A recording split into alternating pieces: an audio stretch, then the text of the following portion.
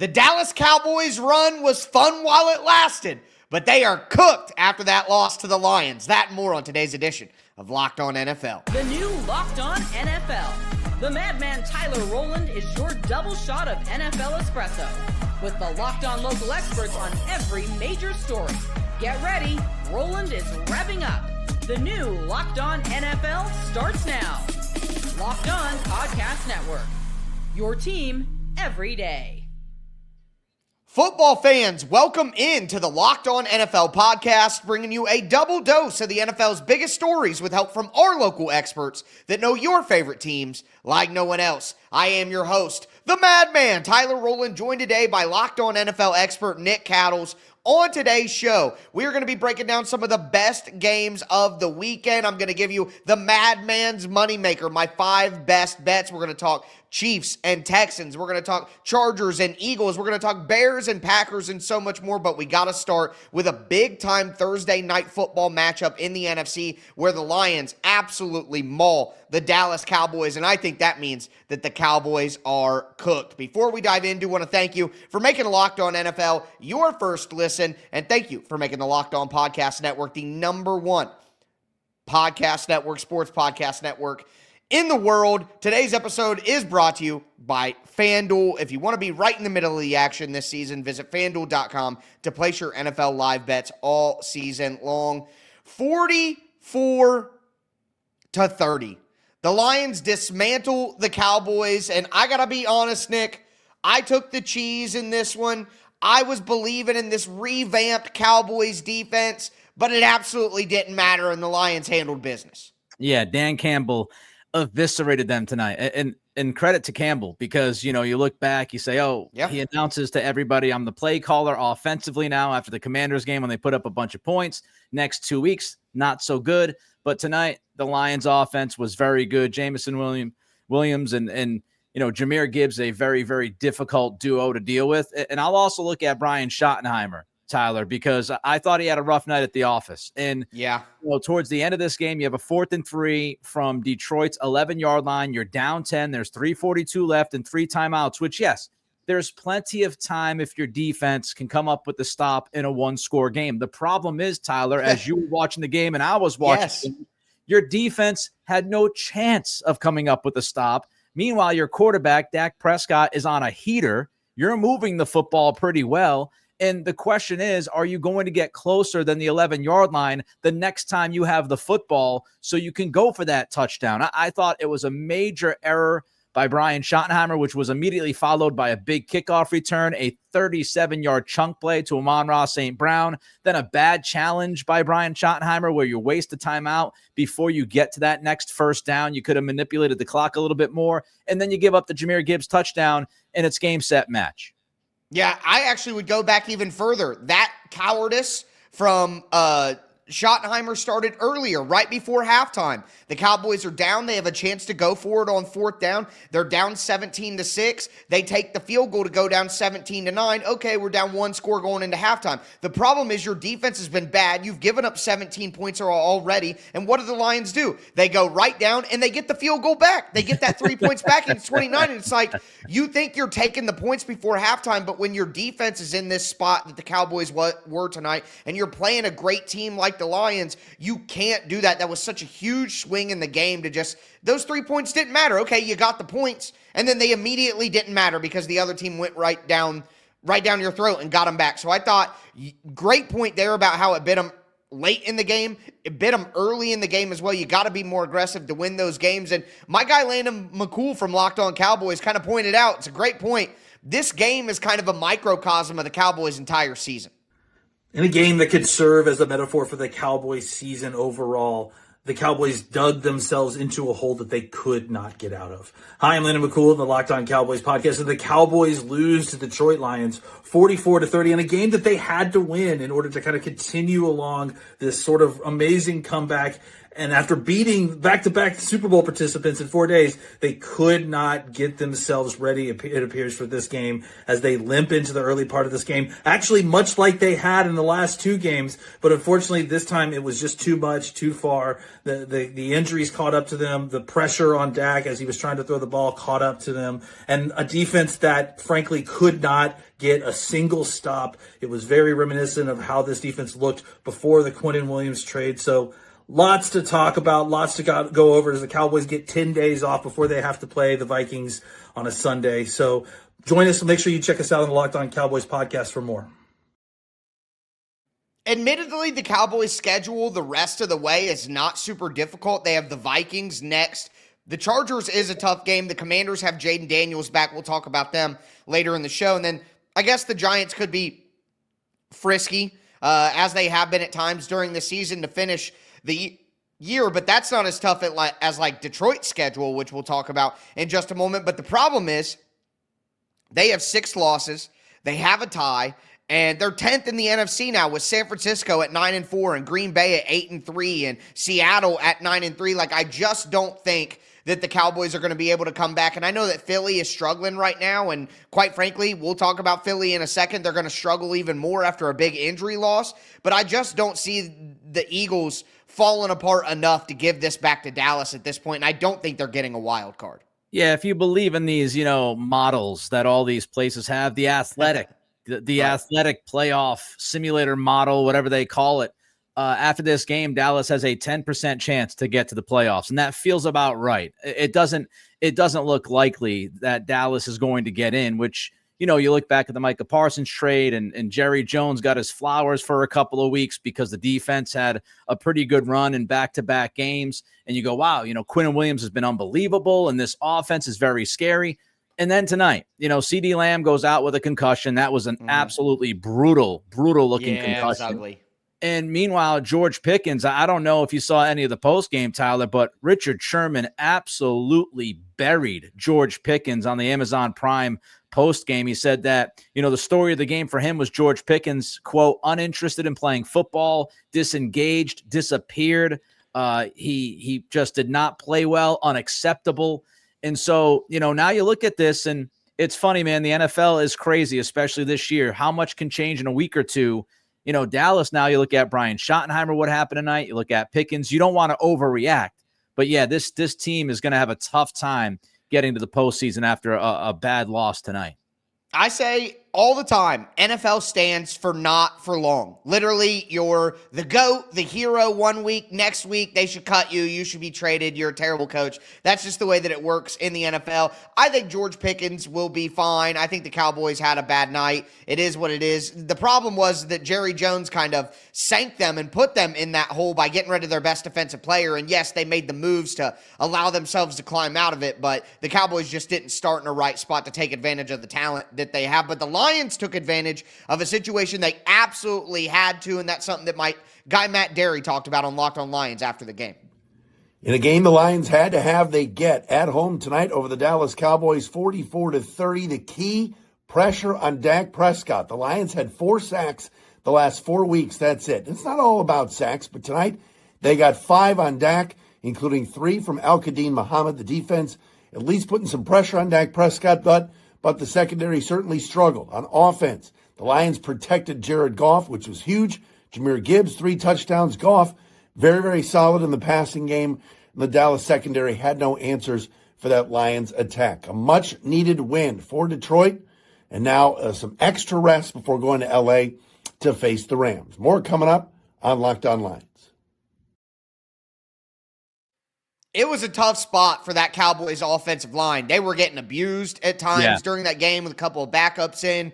Wasn't allowing Dak Prescott enough time to really make those plays down the field. But overall, I mean, the Lions defense did what they had to do when their offense was putting up that kind of performance. The Lions truly did need this one. I mean, they're 8-5 now. We talked about why I think the Cowboys are cooked. I mean, even a team like the Lions at 8-5 is still sitting out of the playoffs. So I think it's going to be tough for the Lions to get back in, but they certainly had to have this one if they were going to do it. No doubt. And the Lions are just so dangerous because you can defend a guy on the ground like Jahmyr Gibbs really, really well. Credit to the Cowboys. for most of this game, they bottled up Gibbs on the ground, but he's killing you catching the football. Then inevitably he just is going to break out a couple of runs for touchdowns. Meanwhile, David Montgomery is hurting you on the ground.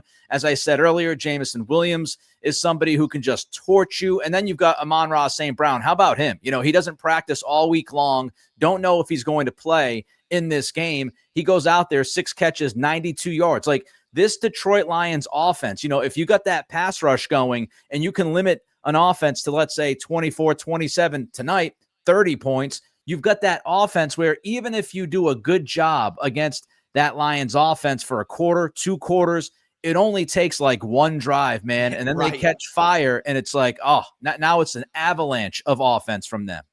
And the problem is for the Lions, though, is they play a great defense next week. They're at the Los Angeles Rams, and their conference record right now, the Lions are 5-4 in the NFC.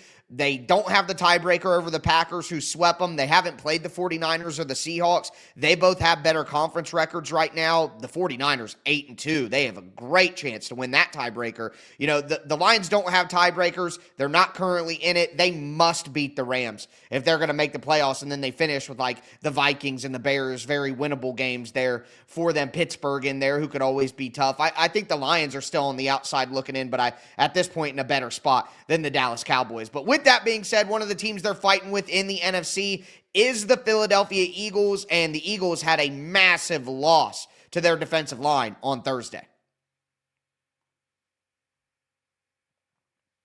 Do want to let you guys know that today's episode is brought to you by FanDuel Sportsbook. NFL Sundays move fast, and one big play, suddenly everything feels different. That's what makes live betting with FanDuel so exciting. You're not just watching the game, you're reacting to it in real time. With FanDuel, you can place your bets as the action unfolds, every drive, every momentum swing, every highlight. Live betting is best when the game starts to shift. A receiver gets hot, a defense tightens up, or the momentum flips after a turnover. FanDuel lets you jump into the moment. Live spreads and money lines adjust instantly. Player props update as guys heat up. You can bet the next touchdown score, drive results, totals, and more. It keeps you locked in to every snap, every drive, every possibility. We're about to go over the Madman's Moneymaker, my 5 best bets of the week, and we're doing it with my friends over at FanDuel. So if you want to be right in the middle of the action this season, visit FanDuel.com. Place your NFL live bets all season long. It's FanDuel. The game moves fast, and so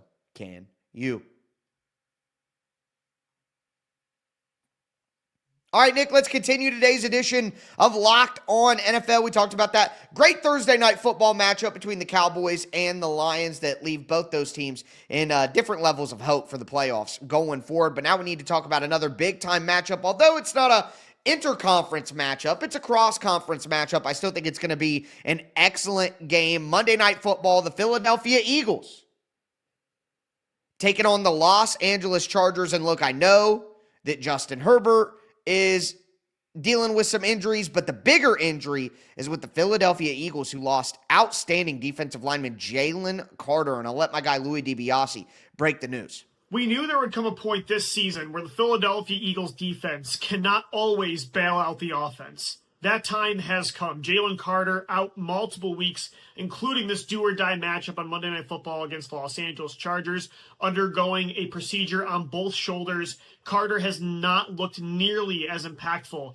over the last couple games where the Eagles defense has started to bleed. They've allowed 898 total yards of offense over the last 2 games, according to ESPN. That is the second highest streak on defense for allowed yardage since 2021 during the Nick Sirianni era. This Eagles offense, it's time for you to decide if you're going to let this season slip away or not. They cannot disappear for an entire half against LA like they did against Dallas, like they did against Chicago, like they've been doing all year. It's do or die time for the Eagles offense. Time to show that they're the veteran, high-paid unit on this football team. And quite frankly, if the Eagles defense is not going to be as good, I can't trust that offense. The Eagles may very well win this game, but give me the Chargers plus 2.5. I'm going with the Eagles. I don't feel great about it. The offense is up and down. Good. The Eagles offense is up and down, man. They have all sorts of issues. And, it is the highest salaried offense in all of the NFL, which is kind of crazy when you look at what they've been doing. But look, Justin Herbert, I don't know how healthy he's going to play or be, and how he's going to play with the broken bone in his left hand. I'm still afraid, even without Jalen Carter in the mix, of that LA Chargers offensive line against a motivated Philadelphia defensive line that just they got bullied against the Chicago Bears on Friday in front of everybody to watch that football game. So it just feels, Tyler, and maybe this is just me going back to my old go-to Philly style here, but it feels like the type of game where Philadelphia responds to the doubters and ends up coming away with a victory. So I'm going to take them laying the 2.5. I do agree with you in that sense. I think that Philly could get up here. I think that they'll just let down, and I think they'll let the Chargers get back into it and make it close. But that's a big-time matchup. Can't wait for it. Moving to our next matchup. Might be the biggest game of the weekend if we're interested in seeing the Chiefs get absolutely knocked out finally, and it's the Chiefs hosting the Houston Texans. The Texans are super hot right now. The Chiefs are not playing their best ball. I'm going to take the Texans plus 3.5, and the reason for that is even if the Chiefs win the game, I think the Texans make it close, and the primary reason is that Texans defensive line. They have had 17 sacks in the last 4 games. The Chiefs have allowed 9 sacks in their last 3 games, and the Chiefs offensive line isn't going to be healthy, and that's something that my guys over at Locked On Chiefs were worried about this week. The Chiefs ended the last contest without either of their starting tackles. There's a possibility Trey Smith isn't able to play.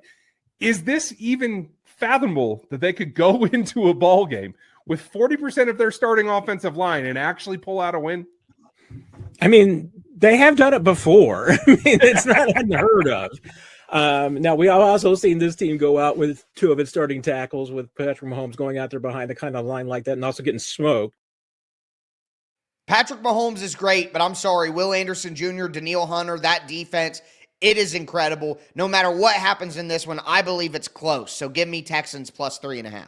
Yeah, this is really the worst matchup that you could have if you're the Chiefs when you don't have your starting tackles, right? Exactly. I mean, Houston just absolutely eats. They make life miserable for every single solitary offense they play. On the other side, though, I do think Steve Spagnuolo could make life miserable for C.J. Stroud and Nick Caley. I'm taking Kansas City as far as that matchup with Spags versus Caley. But look, overall, I still think the Texans, yes, I would take them plus 3.5.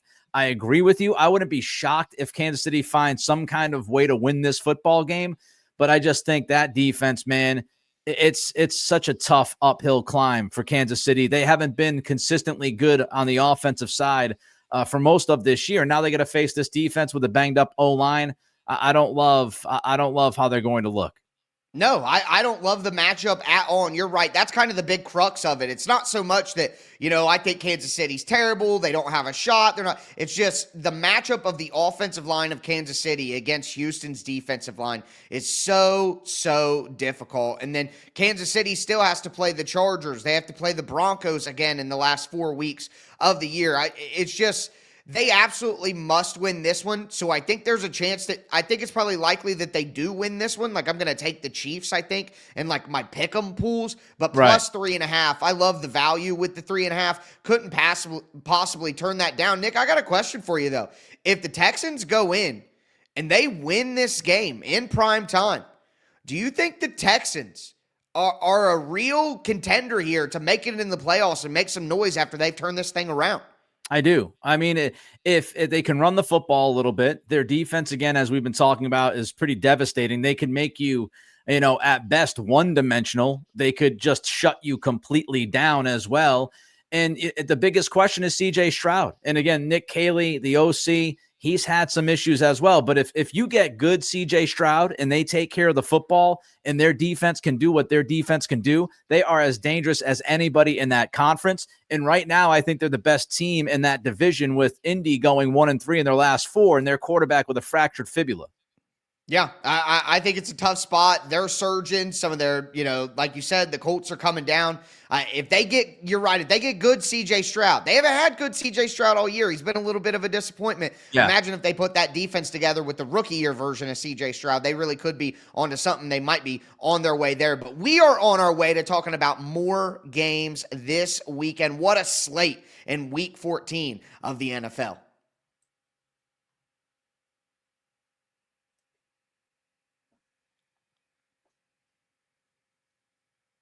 All right, folks, let's cap off today's edition of Locked On NFL. We talked about Thursday night football between the Lions and the Cowboys, hitting the Madman's Moneymaker with my 5 best bets of Week 14. Do want to thank you for making Locked On NFL your first listen, and thank you for making the Locked On Podcast Network the #1 sports podcast network. Again, I'm taking the Chargers plus 2.5 at home against the Eagles. I'm taking the Texans plus 3.5 on the road against the Chiefs. But the next game that I want to dive into is another big-time matchup that will have a big say on the division standings, the conference standings in the NFC. It is the Green Bay Packers hosting the Chicago Bears. And there's one thing that the Bears do better than anyone else, and it's create turnovers. And that's why my guy Peter Bukowski from Locked On Packers thinks that avoiding the turnovers is a guaranteed win for the Packers. The Chicago Bears are the best turnover team in the NFL. So for the Green Bay Packers, just don't turn it over.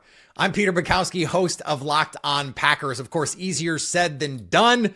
It's a rivalry. It's going to be freezing cold. So possessions are going to be at a premium, and the ball will always be the most important thing. The Packers have not lost this season, 7-0, when Jordan Love does not throw an interception. So protect the ball. Chicago, 26 takeaways on the year, lead the NFL. I totally understand it. The one thing that I think could tilt this outside of the turnovers is the run defense. The Packers have a good run defense, yes, but over their last 3, they've allowed 125 rushing yards per game. We know that the Bears run the ball the most in the NFL, 194 rushing yards per game in their last 5. So the turnovers will matter, but I really do think that the Bears will be able to run the football here enough to keep it close. I think the Packers win, but give me the Bears plus 6.5. That's way too many points in a division game. Yeah, it sounds old school, right? But I'm going to look at the trenches. And if you want to slow down that Green Bay defense, you obviously have to slow down Micah Parsons and that defensive line. And Chicago's offensive line is really the story for that football team. Caleb Williams, yes, we all get wrapped up in the quarterback stuff, and Ben Johnson ripping his shirt off, showing his abs to the world in the post-game locker room. But it's all about that Chicago offensive line, and they were absolutely dominant last weekend against Philadelphia. They just bullied them up front, and Devontae Wyatt is now going to be out for the Packers. He's, he's not as of an impact player as Micah Parsons is, but he's still a pretty important piece of the puzzle in the front 7. So now you take Devontae Wyatt out. Ben Johnson, by the way, was pretty good against Green Bay when he was the OC of Detroit, found some ways to hurt that defense. And I think Chicago is going to score enough to hang around in this game within the 6.5. I've got them not on the money line. I would not pick them straight up. I do think Green Bay wins at home, but I do think the Bears can hang around. You know what's crazy is a lot of people think that the Green Bay Packers are in a handful of teams that are actually the good teams. You know, all the analytics guys and all that. They're like, the Rams, the Seahawks, and Packers, those are the only good teams. Everyone else, okay, well, the Packers better win this one, because if they lose at home to the Chicago Bears, then they got to go to Denver and play the Broncos, which is a tough place to play. Then they play at Chicago. Then they got to play the Ravens.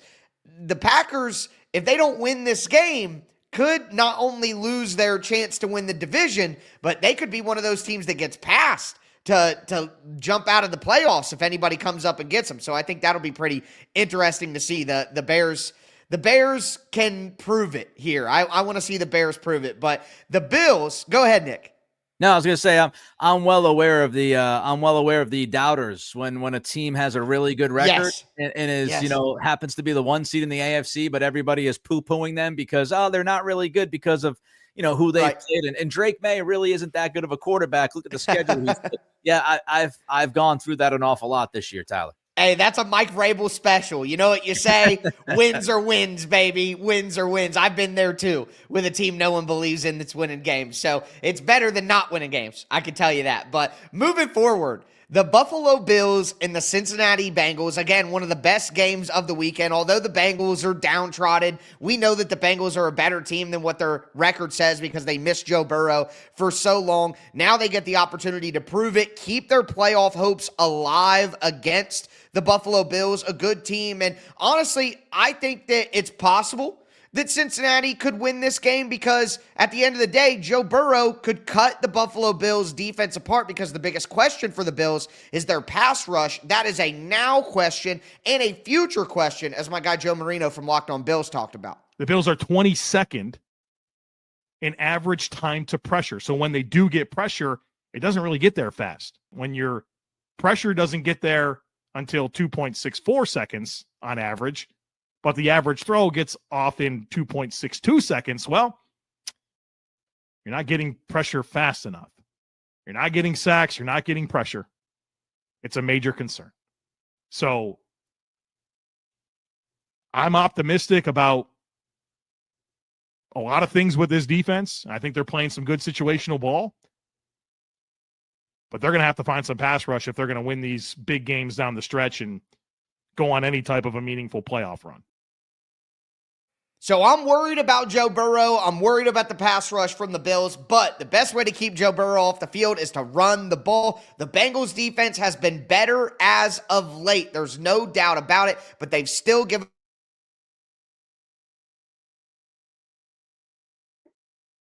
keep the ball out of Joe Burrow's hands. Give me the Bills -5.5 at home, baby.